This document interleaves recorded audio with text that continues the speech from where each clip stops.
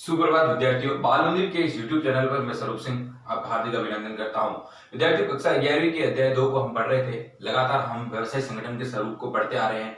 कल हमने साझेदारी के विभिन्न प्रकार के जो साझेदार के प्रकार है, साझेदारों के प्रकारों को हमने समझने का प्रयास किया था और साझेदारों के प्रकारों को हमने निश्चित रूप से व्याख्या सहित समझा।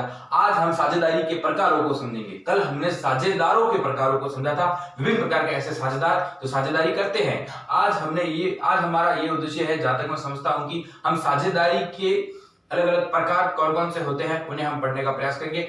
अवधि के आधार पर साझेदारी कौन सी होती है और देयता के आधार पर साझेदारी कौन सी होती है। जैसे अवधि यानी कि समय के आधार पर कुछ साझेदारी ऐसी होती है जो थोड़े समय के लिए चलती है, कुछ विशेष साझेदारी होती है, ऐच्छिक साझेदारी होती है, विशेष साझेदारी होती है। और देयता के आधार पर अगर हम बात करें तो सामान्य यानी असीमित साझेदारी और सीमित साझेदारी यानी देयता यानी हमारी लायबिलिटीज कितनी चलती है, असीमित हमारे दायित्व और सीमित दायित्व, उसके बारे में कुछ मैंने चार्ट बनाया है और मैं आपको एक एक शब्द से समझाने का प्रयास करूंगा कि साझेदारी के प्रकार कौन से होते हैं और कौन कौन सी साझेदारी निहित रहती है, साझेदारी कितने प्रकार में चलती है और उन प्रकारों में कितने खंडों में इनको बांटा गया। गौर कर दिया कि कोडिंग रिकॉर्डिंग से पढ़ने से हमारे दिमाग के अंदर ऐसा जो एक स्ट्रक्चर, एक डायग्राम जो सेट हो जाता है, फिर उसके आधार पर हम आराम से याद रख सकते हैं। तो साझेदारी के प्रकार, अगर साझेदारी के प्रकारों की हम बात करें तो ये दो रूप में चलते हैं। एक तो अवधि के आधार पर यानी समय के आधार पर, एक देयता यानी लायबिलिटीज के आधार पर। फिर अवधि के आधार को भी दो रूपों में बांटा गया है। एक तो ऐच्छिक साझेदारी यानी वो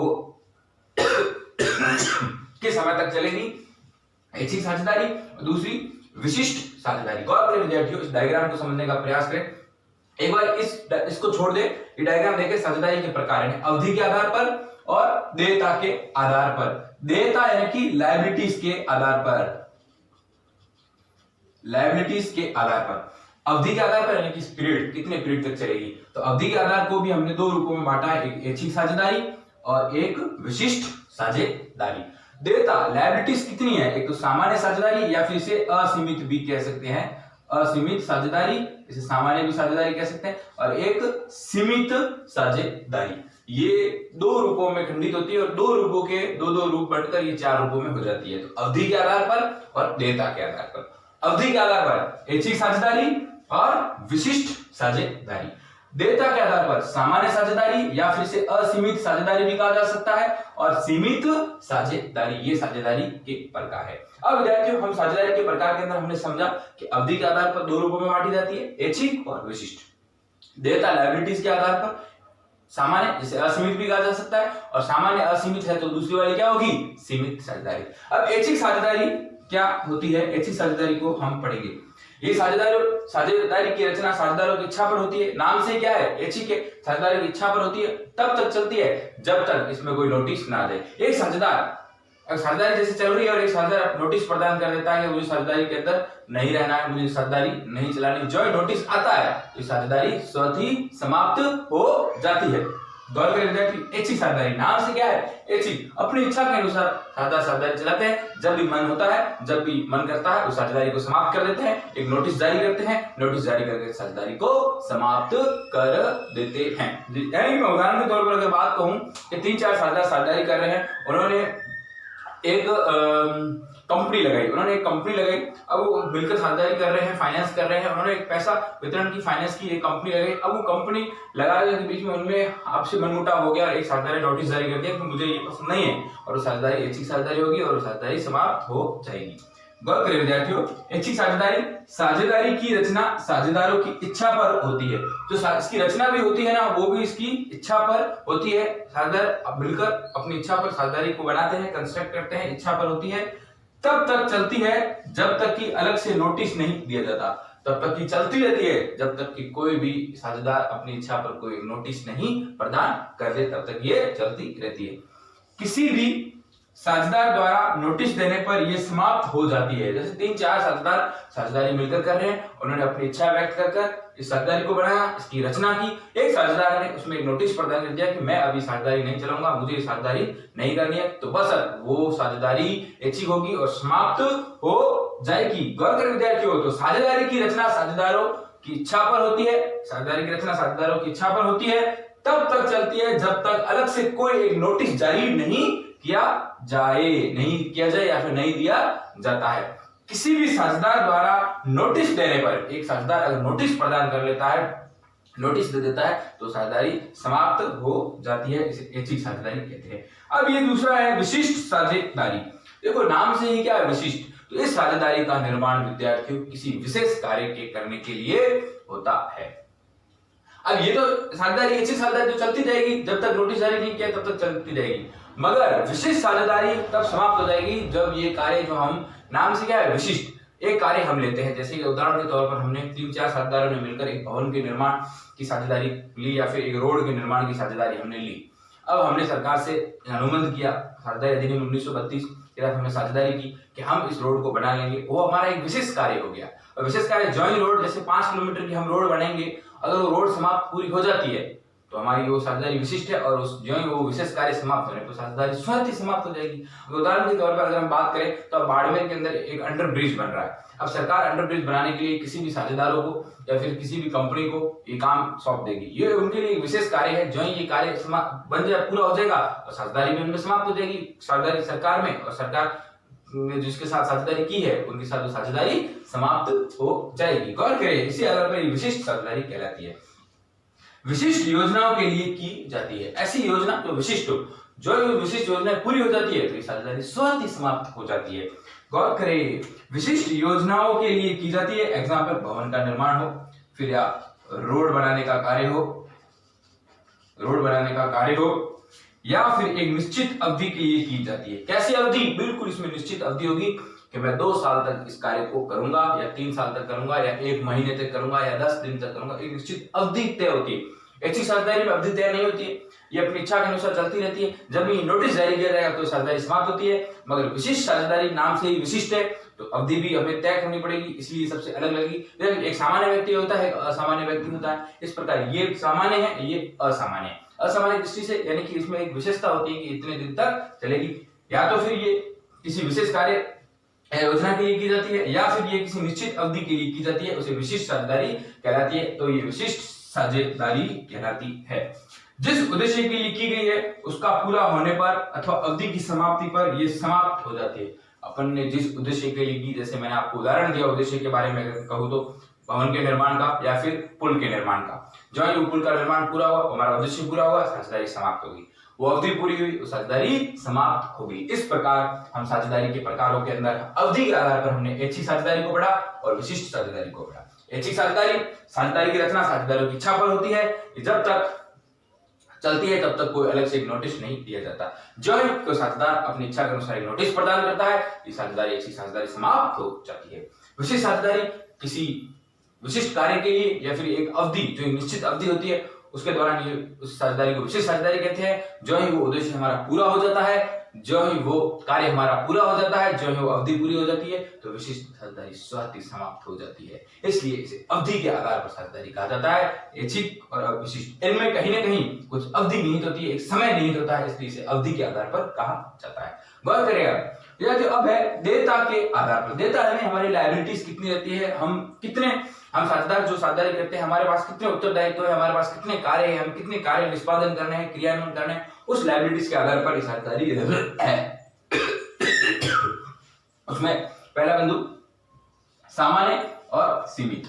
अब सीमित है तो ये सामान्य से ये असीमित भी होती है। कैसी होती है? असीमित साझेदारी होती है या सामान्य साझेदारी होती है। अब सामान्य साझेदारी की अगर हम बात करें तो उसमें साझेदारों का दायित्व कैसा होगा? सामान्य है, मगर इसको असीमित भी कहा जाता है। तो साझेदारों का जो दायित्व होता है इसके अंदर असीमित होता है और संयुक्त रूप से होता है। असीमित अगर होगा और सबका मिलकर दायित्व निभाने का कर्तव्य होगा, तो साझेदारों का दायित्व असीमित होगा और संयुक्त होता है। प्रबंध में भाग लेने का इन्हें अधिकार होता है, इनके दायित्व असीमित होते हैं, लगातार ये कार्य करते हैं, तो इन्हें प्रबंध में भाग लेने का बिल्कुल अधिकार होता है। प्रबंध किसका? साझेदारी का प्रबंध। हम साझेदारी करते हैं, साझेदारी के अंदर फर्म व्यवसाय करती है, उस व्यवसाय में ये तमाम प्रकार के जो साझेदार होते हैं जिनका दायित्व असीमित होता है, वो उस फर्म में बिल्कुल भाग लेते हैं। प्रबंध यानी मैनेजमेंट करते हैं, साझेदारी को कैसे चलाना है, किस प्रकार चलाना है, उसमें भाग लेते हैं, भाग लेने का अधिकार होता है। फर्म का पंजीयन ऐच्छिक होता है। फर्म का पंजीयन इसके अंदर ऐच्छिक है कि फर्म का पंजीयन करवाएं या ना करवाएं। इसमें ऐच्छिक अपनी इच्छा के अनुसार किसी आगे के परिस्थितियों को विषम परिस्थितियों में कुछ बाधा उत्पन्न ना हो तो ये फर्म का पंजीयन करा सकते हैं, मगर इस फर्म का पंजीयन इसमें ऐच्छिक है। वो बाध्यता नहीं है कि फर्म का पंजीयन करवाना ही करवाना है, ऐच्छिक है, अपनी इच्छा अनुसार करवा सकते हैं। फर्म का अस्तित्व साझेदारों की मृत्यु अवकाश ग्रहण पर प्रभावित पड़ता है। अगर किसी भी साझेदार की मृत्यु हो जाती है या फिर वो अवकाश ग्रहण करता है तो ये उस पर प्रभावित होता है। यानी फर्म का अस्तित्व साझेदारी की मृत्यु या फिर अवकाश ग्रहण पर प्रभावित होता है। किस प्रकार होता है विद्यार्थी गौर करें।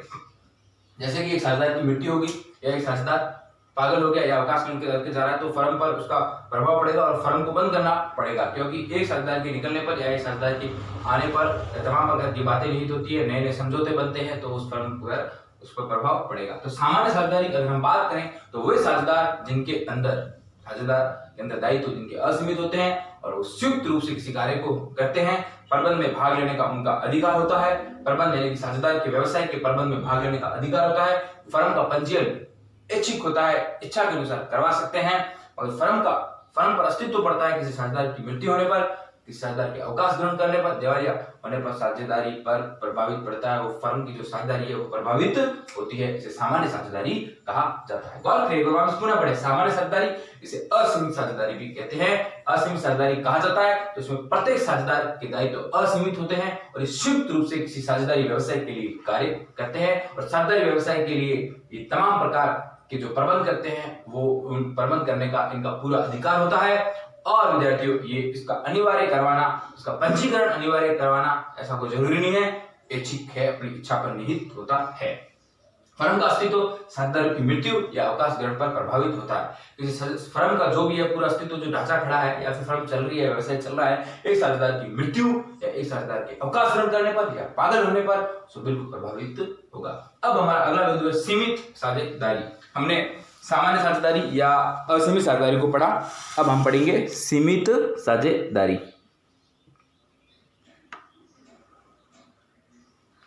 सीमित साझेदारी से हमारा क्या तात्पर्य है विद्यार्थियों। सीमित साझेदारी की अगर हम बात करें तो नाम से ही सीमित है, तो सीमित होने के साथ साथ इसमें एक मुख्य रूप से एक बात है कि इसमें सीमितता किसकी रहती है, दायित्व सीमित किसके रहते हैं। जब साझेदारी बनकर खड़ी होती है तो उसमें तमाम प्रकार के साझेदार होते हैं और सीमित साझेदारी की जरूरत क्यों पड़ी, इस सीमित साझेदारी की जरूरत क्यों पड़ी और किसके अधीन इस सीमित साझेदारी को लाया गया उसके बारे में मैं बात करूंगा। और सीमित साझेदारी क्यों उभर कर सामने आई और सीमित साझेदारी के अंदर नाम से ही सीमित है, तो सीमित साझेदारी के अंदर वो तमाम प्रकार के सदस्य, उसमें एक सदस्य होता है जिसके दायित्व तो सीमित होते हैं, बाकी सभी सदस्यों के दायित्व असीमित होते हैं। एक साझेदार के दायित्व असीमित होते हैं, माफ कीजिएगा, एक साझेदार जो होता है, जो प्रमुख रूप से विभिन्न प्रकार के साझेदार होते हैं, उसमें एक जो साझेदार होता है उसके तो दायित्व असीमित होते हैं। क्योंकि नाम से विद्यार्थी गौर करें, समझने का प्रयास करें, क्योंकि हम ये सीमित असीमित पढ़ते हैं तो कहीं कहीं कंफ्यूजन हो जाता है, मानवीय प्रवृत्ति है। गौर करें, अब हमने वहां सामान्य पढ़ा था, सामान्य के अंदर बिल्कुल जनरल हुई और जनरल के अंदर उसका नाम हमने क्या दिया, असीमित। असीमित दिया तो तमाम प्रकार के सभी साझेदारों के दायित्व असीमित रहते हैं। मगर ये सीमित है, तो सीमित नाम है तो ज्यादा अपन किसके साथ दायित्व सीमित रखेंगे, ज्यादा साझेदारों के। मगर उसमें से एक अपवाद ऐसा साझेदार होगा जिसके दायित्व असीमित होंगे, ना कि सीमित होंगे। नाम से सीमित है तो साझेदारों के दायित्व क्या रहेंगे, सीमित रहेंगे, मगर उसमें से एक व्यक्ति निकलकर बाहर आता है, उसके दायित्व असीमित रहते हैं। गौर करें, एक साझेदार का दायित्व असीमित रहता है प्लस बाकी शेष का सीमित रहता है। नाम से सीमित साझेदारी है तो सभी लोगों के दायित्व क्या रहेंगे, सीमित रहेंगे, मगर एक साझेदार ऐसा होगा जिसके दायित्व असीमित रहेंगे। साझेदारी में सीमित दायित्व वाले साझेदार की अगर मृत्यु हो जाती है, किसकी, सीमित साझेदार वालों की अगर मृत्यु हो जाए या पागलपन हो जाए या दिवालिया होने से समाप्त ये नहीं होती है। अगर एक साझेदार है, तमाम प्रकार के साझेदार, जिसमें एक साझेदार जो सीमित उसके दायित्व है, अगर उसकी मृत्यु हो जाती है या फिर वो पागल हो जाता है, दिवालिया हो जाता है, तो साझेदारी समाप्त नहीं होती है। मगर सामान्य साझेदारी में ऐसा होता है। यहाँ अगर किसी साझेदार जो जिसके दायित्व कैसे होने चाहिए, उसके दायित्व सीमित होने चाहिए, उसकी अगर मृत्यु हो जाए या फिर वो पागल हो जाए या फिर दिवालिया हो जाए तो साझेदारी समाप्त नहीं होती है। सीमित साझेदार प्रबंध में भाग नहीं ले सकते हैं। जो तमाम प्रकार के सीमित साझेदार होते हैं वो इस प्रबंध में भाग नहीं ले सकते हैं, प्रबंध के व्यवसाय में भाग लेने का उन्हें अधिकार नहीं होता है। इनके कार्यों से ना तो फर्म और ना ही दूसरे साझेदार प्रभावित होते हैं। अब ये जो सीमित साझेदार कोई कार्य करते हैं तो इनके कार्य से ना तो फर्म प्रभावित होती है ना अन्य साझेदार प्रभावित होते हैं। यानी कोई साझेदार है वो किसी कार्य बाहर कोई कार्य ऐसे कर रहे हैं, दिवालिया हो रहे हैं या विभिन्न प्रकार के ऐसे कोई भी कार्य कर रहे हैं जो फर्म को नुकसान हो, उस फर्म प्रभावित नहीं होगी क्योंकि सीमित साझेदार है। इसका पंजीयन अनिवार्य है, बिल्कुल इसका पंजीयन रजिस्ट्रेशन करना अनिवार्य है। और ये कहां से उभरी गौर करें, 1991 में नवीन लघु उद्योग नीति के साथ ये लागू हुई। पहले इस साझेदारी का इतना प्रभाव नहीं था विद्यार्थियों। 1991 में एक नवीन लघु उद्योग नीति आई। कौन सी आई? नवीन लघु उद्योग नीति आई, उसके साथ इसका प्रभाव आया, पहले ये नहीं थी। इसका प्रभाव इसलिए लाया गया कि जो छोटे छोटे जो उद्योग होते हैं विद्यार्थियों, उसके अंदर जो उनके उद्योगपतियों के जो रिलेटेड होते हैं, संबंधी होते हैं, उनसे कुछ लोन लेना, उनसे पैसे लेना, उनसे पूंजी लेकर व्यवसाय को चलाना, इसलिए इस साझेदारी को लाया गया। क्योंकि कुछ जो छोटे छोटे व्यवसायी होते हैं उनकी दायित्व जो असीमित दायित्व रहते हैं और उनके असीमित दायित्व के कारण लोग उन पर इतना विश्वास नहीं करते हैं और लोन प्रदान नहीं करते हैं। उन चीजों को हटाने के लिए इस साझेदारी को लाया गया। सन 1991 में नवीन लघु उद्योग नीति के साथ ये लागू हुई। पहले इसका प्रभाव नहीं था। इसका पंजीयन करवाना अनिवार्य है। सीमित साझेदार प्रबंध में भाग नहीं ले सकते हैं। इनके कार्यों से किसी भी इस फर्म पर कोई प्रभाव नहीं पड़ता है, ना साझेदारों पर प्रभाव पड़ता है। साझेदारी में सीमित दायित्व वाले साझेदार की मृत्यु हो जाती है या पागल हो जाता है या दिवालिया हो जाता है तो ये समाप्त नहीं होती है। गौर करें विद्यार्थियों, एक साझेदार की इसके अंदर दायित्व असीमित रहते हैं, बाकी तमाम की सीमित रहते हैं। इस प्रकार विद्यार्थियों हमने साझेदारी के प्रकारों को समझा। अवधि के आधार पर साझेदारी के प्रकार और देयता के आधार पर। अवधि के आधार पर हमने पढ़े कौन कौन से, ऐच्छिक और विशिष्ट, और देयता के आधार पर हमने कौन कौन से पढ़े विद्यार्थियों, सामान्य जिसे असीमित भी कहा जा सकता है, और सीमित साझेदारी को हमने पढ़ा।